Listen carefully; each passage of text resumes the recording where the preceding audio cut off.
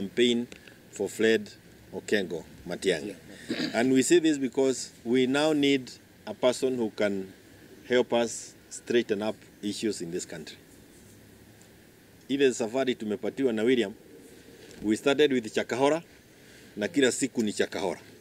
Remember tulifungua ukurasa wa UDA na Kaburi Chakahora. Na kila kuchao Kabuli, kila kuchao makaburi. Kwa sababu hata Albert sasa baba yake ataenda kusika akisema anamsika kwa nini? How can you crush the head of a young man in that manner? Mtu mulitoa kwa nyumba kwa watoto kwa wazazi wake. Akaacha bibi na mtoto. Are we that evil? How far have we sunk as a country? Very low.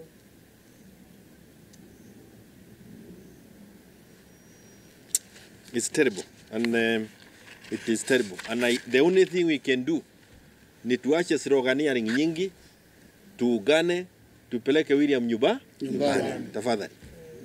Tafadhali. Aende tu na yeye mwenyewe aanze kutuadikia kusema vile anaenda. Because I have said before, and we want the IBC in place as soon as yesterday. We do not atujali ni akina nani.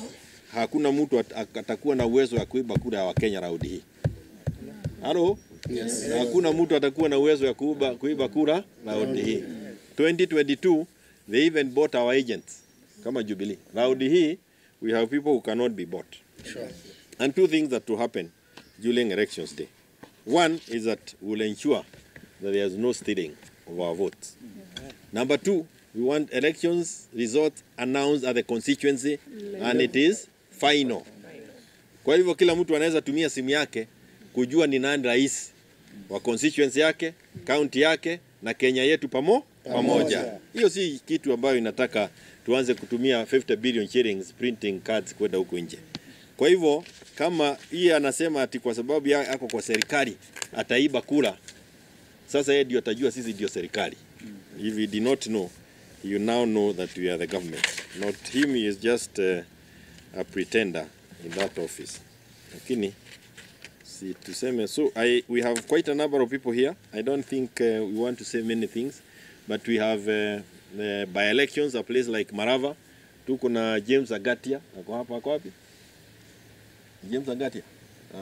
Ameondoka. James Agatia is a former son of Agatia, who was a minister of health.